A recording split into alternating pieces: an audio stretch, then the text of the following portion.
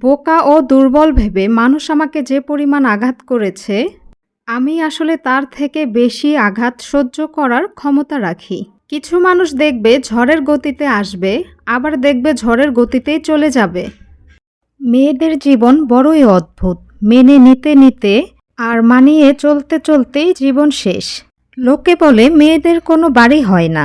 সত্যি বলতে কি বলেন তো, মেয়েদের ছাড়া কোনো বাড়ি সম্পূর্ণ হয় না।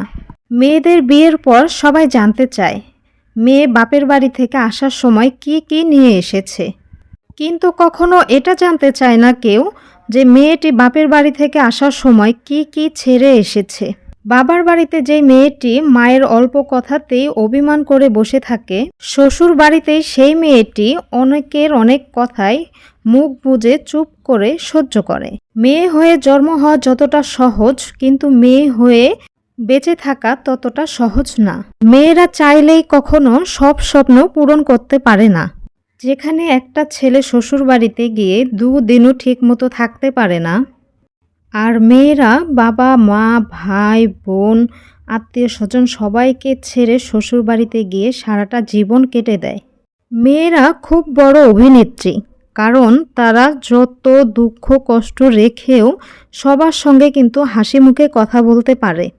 মেয়েদের কষ্ট সহজে কেউ বুঝতে পারে না, আর কেউ বুঝতেও চায় না।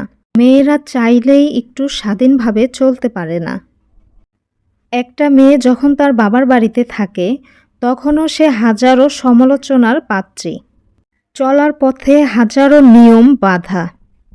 ঠিক করে বসো, ঠিক করে ঘুমাও, ঠিক করে চলো, লোকে কি বলবে, পাশের বাড়ির লোকেরা কি বলবে, সবাই কি বলবে, বিয়ে দিতে পারবো না, লোকেরা খারাপ বললে।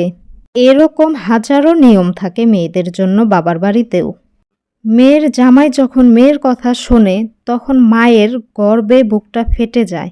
লোকের সঙ্গে বড়াই করে তখন বলে যে আমার মেয়ের জামাই তো আমার মেয়ের কথা ছাড়া চলেই না।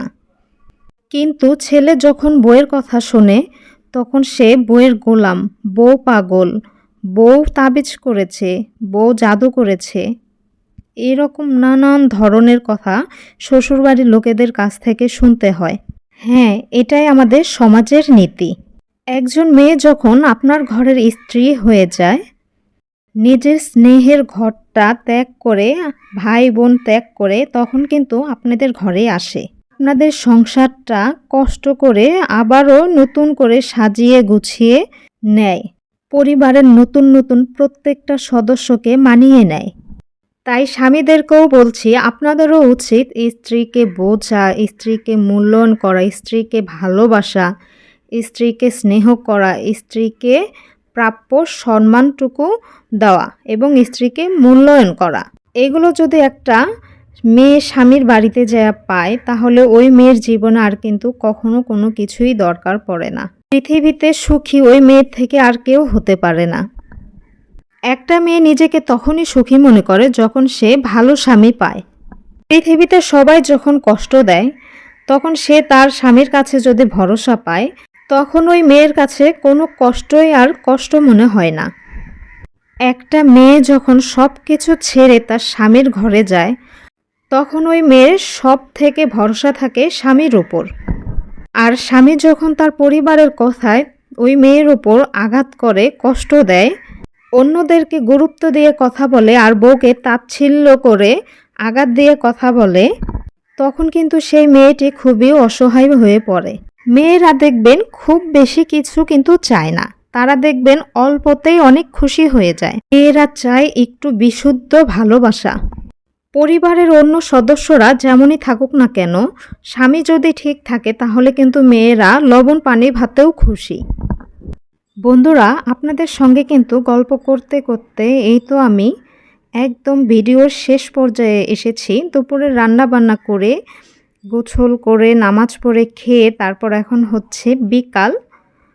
বিকাল বলতে এখন 4টা বাজে। তো ছাদে এসেছি। আসলে ছাদে কিন্তু এখন আকাশটা প্রচুর মেঘলা করেছে, আর এক প্রকার ঝড় উঠেছে। দেখতেই পাচ্ছেন গাছের পাতাগুলো কিভাবে নড়ছে, মানে প্রচুর বাতাস, মনে হচ্ছে আমাকে উড়িয়ে নিয়ে যাবে। আপনারা শুধু দেখুন, এত বাতাস, আর এই বাতাসে কিন্তু শরীরটা একদম ঠান্ডা হয়ে গেছে। তো পাশে যে বাসা আছে, এই বাসার যে ছাদে অনেক গাছ। তো আসলে এগুলো ছোট, ছোট গাছ তো এগুলো কিন্তু এত বেশি নড়ছে না। মানে হালকা পাতলা নড়ছে। আর বাহিরে যে আ আর আকাশটাও কিন্তু অনেক মেঘলা। যেকোনো সময় কিন্তু বৃষ্টি নেমে যেতে পারে। তো বন্ধুরা আজকে আর কথা বাড়াচ্ছি না। আজকের ভিডিওটা কিন্তু আমি এখানেই শেষ করে দিচ্ছি। কারণ যেকোনো সময় বৃষ্টি আসতে পারে। তো বেশিক্ষণ ছাদে থাকবো না। তো ভিডিওটা ভালো লাগলে আমার চ্যানেলটি সাবস্ক্রাইব করে পাশে থাকা বেল বাটনটি বাজিয়ে দিবেন। আর ফেসবুক পেজ থেকে দেখে থাকলে অবশ্যই পেজটি ফলো দিয়ে দিবেন আর ভিডিওটা লাইক, কমেন্ট, শেয়ার করে দিবেন। আজকে এই পর্যন্তই। সবাই ভালো থাকবেন। আল্লাহ হাফেজ।